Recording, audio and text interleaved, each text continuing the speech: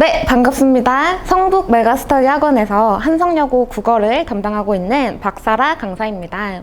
이번 설명회는 학생들이 고등학교 올라와서 첫 치른 내신 시험이었죠. 1학기 중간고사 어떤 경향으로 출제가 됐는지 분석하는 시간을 한번 가져보도록 하겠습니다. 네, 이번 설명회 차례인데요. 먼저 중간고사 출제 범위가 어땠고 어떤 경향으로 출제가 됐으며 이제 다가오는 기말고사는 어떤 전략으로 대비를 해야 할지 설명을 드리겠고요. 마지막으로 저의 내신 대비 커리큘럼 어떤 방식으로 진행되는지 같이 한번 설명해보는 시간을 가지도록 하겠습니다. 네, 이번 중간고사 한성여고 1학년 국어 중간고사 출제 범위였어요. 교과서는 신사고 국어를 쓰고 있고 전반적으로 이제 보시면 되는데 특이점이 있었습니다. 이번 중간고사 시험 범위 전부가 문학작품으로만 구성됐다는 특이점이 있었어요.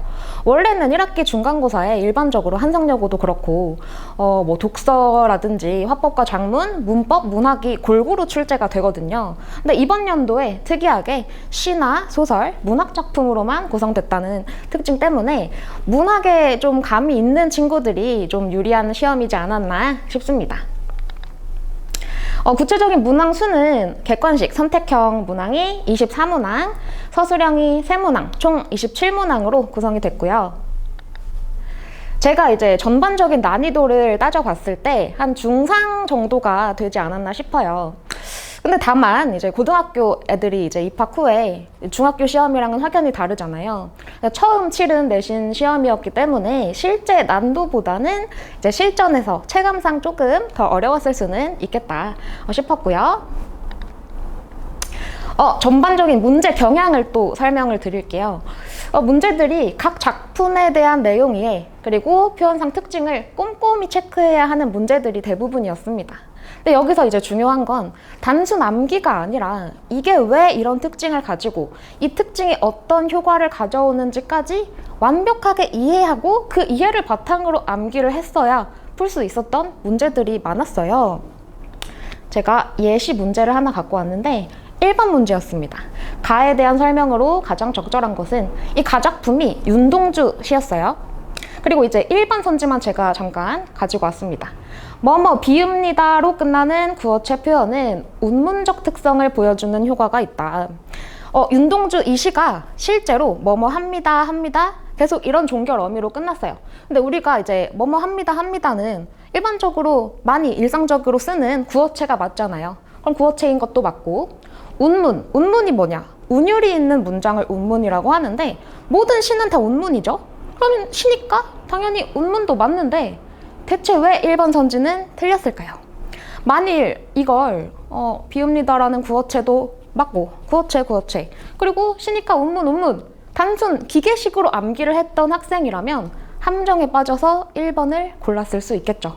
하지만 1번 선지는 틀렸습니다. 자, 틀린 이유는 이 앞에부터 보면 비읍니다 우리가 일반적인 시를 떠올렸을 때 이런 종결어미로 끝나는 시가 맞나요? 아니죠. 시는 보다 간결하고 압축적인 표현들로 이루어진 게 일반적이잖아요.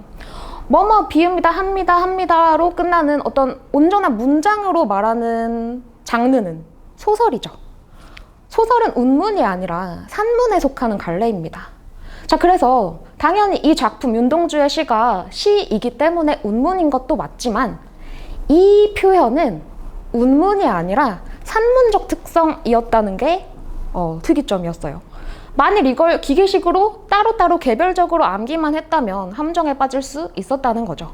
그래서 여기서 우리가 가져가야 할 체크 포인트는 왜 이런 표현이 그 표현이고 왜 이런 특징을 가지고 있고 그 특징이 가져오는 효과가 뭔지 완벽한 이해를 바탕으로 암기를 해야 한다는 특징이 있겠습니다. 네, 제가 또 다른 문제를 하나 가지고 왔습니다. 가와 나 시에 나타난 표현의 공통적인 특성. 자, 그리고 제가 2개의 선지를 실었어요. 2번 선지의 이제 중간 부분을 보시면 추상적인 소재라는 말이 있죠. 그리고 5번 선지의 또 중간의 단어를 보시면 구체적인 화자의 심정이라는 단어가 쓰이고 있어요. 자, 여기서 그럼 추상적, 구체적이 어떤 뜻이냐? 추상적인 건 눈에 보이지 않고 약간 머릿속에 있는 관념적인 것들을 우리가 추상적이라고 하죠. 반대로 구체적인 건 보이고 만질 수 있는 구체적 사물을 구체적이라고 합니다. 근데 이 시가 어떤 시였냐? 화자의 사랑의 감정, 첫사랑의 감정을 말하는 시였어요. 그럼 감정이잖아요. 감정이라는 거는 눈에 보이지 않죠? 추상적입니다. 근데 학생들이 5번을 보고, 자, 이제 이 시에 실제로 음성상징어가 쓰였어요. 음성상징어를 사용하여 구체적인 화자의 심정? 사랑의 감정, 심정이니까 맞겠다 하고 5번을 택해서 틀린 학생들이 실제로 많았대요. 근데 여기서 이제 맹점이 구체적인 화자의 심정이 맞냐 이거죠. 심정이 구체적일 수 없습니다. 근데 학생들이 의외로 이런 추상적, 구체적 등등 국어에 계속 나오는 기본 용어를 모르는 학생들이 의외로 많아요. 이런 거는 그냥 흐린 눈 하고 넘어가고 이 뒤에 거에 맞다 하고 그냥 택해서 함정에 빠지게 되는 거죠. 그래서 여기서 또 중요한 게 이런 국어에 자꾸 나오는 기본 개념 다 아는 것 같다 싶더라도 확실하게 모르는 용어들이 많습니다.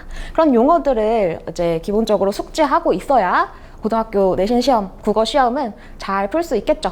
답은 여기서 2번이었어요. 시각적 이미지를 활용하여 추상적인 소재, 즉 화자의 사랑의 감정을 추상적인 사랑의 감정을 효과적으로 전달하는 2번이 답이었습니다.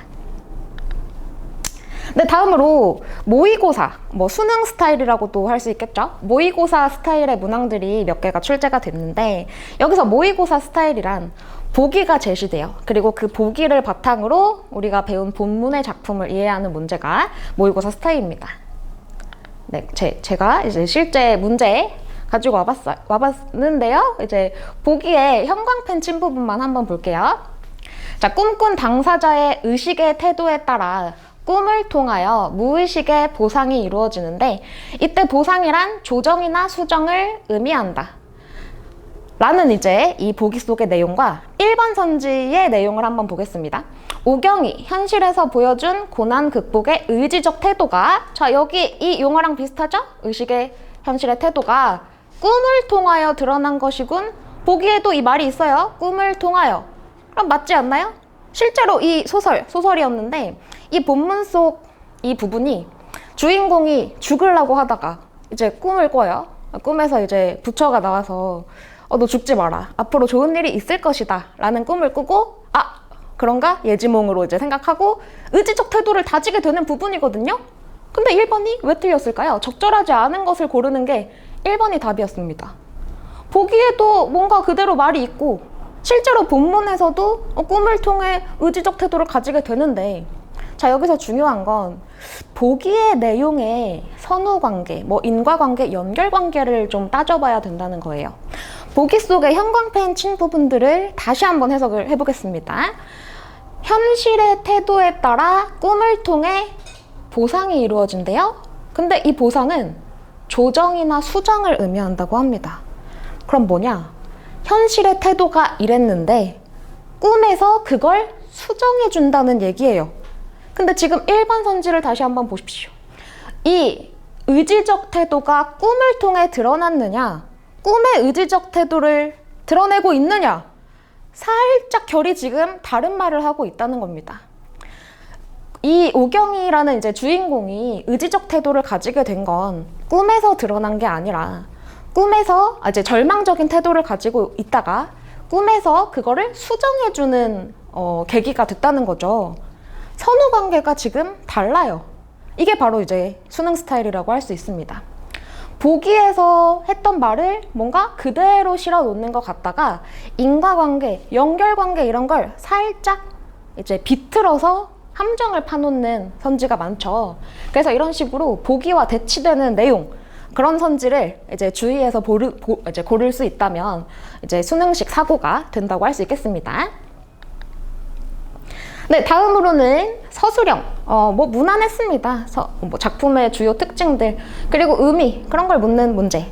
무난했는데, 이제 다만, 똑같은 문제가 객관식으로 나왔을 때는 학생들이 OX 여부만 판단하면 되잖아요. 근데 이거를 막상 문장으로 쓰라고 하면은 좀 당황하고 잘 못 쓰는, 키워드를 빼먹는 학생들도 꽤나 있다는 말이죠. 그래서 이거는 미리 사전에 계속 핵심 키워드를 넣어서 자연스러운 문장을 계속 서술해보는 연습이 반드시 필요하다고 할 수 있겠습니다. 네, 다음으로는 다가오는 기말고사죠. 기말고사에 어떤 전략을 가지고 대비해야 할지 그 전략을 좀 설명을 드릴게요. 방금 보셨듯이 중간고사는 모두 문학작품으로만 출제가 됐는데 기말은 더 다양한 영역이 범위로 포함될 겁니다. 문학도 그렇고 화법과 작문, 독서, 문법, 특히 문법은 개념 이해부터가 굉장히 까다롭죠. 그걸 까다로운 개념 이해를 하고 적용까지 해야 되는 영역이기 때문에 굉장히 중간고사 때보다 훨씬 더 철저한 대비 그리고 계속 반복해서 연습하는 훈련 반드시 필요하다고 할 수 있겠습니다. 네, 그리고 아까 보셨듯이 모의고사 스타일의 문항이 또 출제가 계속 되잖아요. 이 문항에 어떻게 대비를 해야 할까요? 내신 때 뭐 한 달 반 바짝 한다고 그런 처음 보는 보기 내용을 대비할 수 있을까요? 자, 이거를 이제 대응하기 위해서 내신 대비 때 바짝 한다고 그런 독해력이 향상되지 않아요. 내신 대비 기간 이외에 평소에는 우리가 모의고사 수업을 계속 하고 있잖아요. 그래서 모의고사 수업에서 지속적으로 계속 수능식 사고 훈련을 해야 궁극적인 독해력이 길러질 수 있겠죠. 그래서 이런 이제 내신과도 관련이 있다는 점, 이제 모의고사 수업에서도 우리가 성실하게 사고력 훈련을 해야 된다는 점을 강조드리고 싶습니다. 네, 그리고 1학기 기말고사에서 좀 난도가 상승하는 경향이 항상 있었습니다. 당연히 중간고사 때보다 더 철저하게 이해하고 복습하고 다양한 유형의 문제풀이로 대비해야 한다는 점을 마지막으로 설명드리겠습니다. 네, 다음은 저의 내신 대비 커리큘럼인데요. 간단히 또 설명드리고 끝낼게요. 첫 번째는 본문 개념을 저만의 내신 박살 분석 노트 교재가 있습니다. 그 교재로 범위 안에 모든 내용을 꼼꼼하게 분석을 해요. 각조도 꼼꼼하게 제가 달았습니다. 그래서 아주 구체적으로 완벽하게 이해하는 작업이 첫 번째고요. 두 번째로는 학교 필기. 우리 이제 한성여고반 학생들의 모든 필기를 제가 가져오라고 해요. 그러려면 학교에서 졸지 않고 최대한 선생님의 이 하시는 모든 말씀을 받아 적어야겠죠. 너네는 일단 받아 적어 와라. 내가 거기서 이제 예상 출제되는 부분을 정리해서 줄게. 이럽니다. 그래서 이제 뭐 모든 반 학생들의 필기를 가져오기 때문에 이 학생이 빼먹은 건 여기서 나올 수도 있고 또 선생님이 한 학년에 뭐 2분 계실 수도 있죠. 그래서 각 분들의 이제 차이점 그리고 각 분들이 공통적으로 강조하는 부분들이 저는 보이겠죠? 그런 예상 출제 내용에 대해서 제가 요약하고 정리해준 그런 정리본을 또 제공해 드립니다. 세 번째로는 오늘 이제 어떤 수업을 했다. 그럼 다음 주에 그 수업분에 대한 암기 테스트를 치러요. 그게 매주 이제 반복이 됩니다. 근데 이 테스트의 특징이 100% 주관식이라는 점이에요. 객관식이면 또 찍을 수 있죠. 그런 이제 찍을 수는 없고 주관식이기 때문에 완벽하게 이해하고 이제 암기를 해야 학생들이 쓰고 통과를 할 수 있습니다. 만약에 통과를 하지 못하면 남겨야죠. 그래서 학생들이 이제 남기 싫어서라도 이제 바싹 공부를 해오는 편이에요. 그리고 계속 이제 매주 이렇게 암기 테스트 봤던 게 쌓여가면서 애들이 실전에서 그걸 공부하고 제시험 보고 했던 게 기억에 난대요. 아주 도움이 되는 이제 작업일 수 있고요. 다음으로는 이제 우리 학교 한성여고 제가 몇 개년 기출을 가지고 있습니다. 그래서 그 기출을 학생들한테 또 알아서 풀라고 하는 게 아니라 저랑 같이 풀어요. 저랑 같이 풀면서 계속 강조되고 빈출되는 부분이 뭔지, 여기서 출제자의 의도는 뭔지 분석을 해드립니다. 학생들이 알아서 스스로 풀면은 아직은 그런 이제 보는 눈이 없을 수 있죠. 그래서 한성여고 전문가인 제가 이제 우리 학교의 출제 유형을 학생들이 확실하게 익히도록 도와드린다는 점.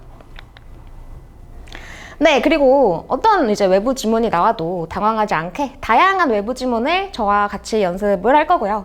또 다양한 유형과 고난도 문항이 수록된 예상 문제집을 또 제가 제공해 드려요. 그래서 그거 다 풀면 또 주고 또 주고 또 주고 무한대로 줄 수 있습니다. 많이 이제 풀 수 있다는 점. 그리고 뭐 개인별 맞춤 클리닉, 학생들의 이제 부족한 점을 제가 딱 캐치를 해가지고 계속 피드백을 주는 그런 시간도 있고요. 마지막도 이제 저의 이제 보물이라고 할 수 있겠습니다. 이 시험 5분 전까지 심지어 볼 수 있는 완벽 단권화된 서브노트를 제가 제공을 합니다. 말이 노트지 프린트 몇 장이에요. 그래서 이제 프린트 안에 프린트만 뭐 달달 외우면 거의 뭐 시험에 90% 이상은 나온다고 자신할 수 있어요. 그래서 프린트만 성실하게 본다면. 그래서 이제 직전 서브노트까지 제공하고 있습니다. 네, 이거는 저의 교재입니다. 이제 각주 이제 구체적으로 꼼꼼하게 분석할 수 있는 내신 박살 분석 노트, 그리고 이제 예상 문제집 내만두 내신 만점 두드리기라는 교재까지 해서 저의 교재고요. 이건 학생들이 매주 보는 암기 테스트입니다. 이 빨간 글씨들이 학생들이 다 채워야 하는 100% 주관식 문항이에요. 이게 자꾸 기억에 남는데요. 실전에서도. 도움이 되겠죠? 네, 설명회는 여기까지고요. 이 박사라 제 이름 앞에 척척 박사죠? 네, 한상여고 학생들한테 언제나 척척 박사가 옆에 있으니까 저의 도움을 받아서 이번 다가오는 기말고사도 고득점을 이제 노려서 국어 왕이 되도록 합시다. 네, 이번 설명회 마치겠습니다. 감사합니다.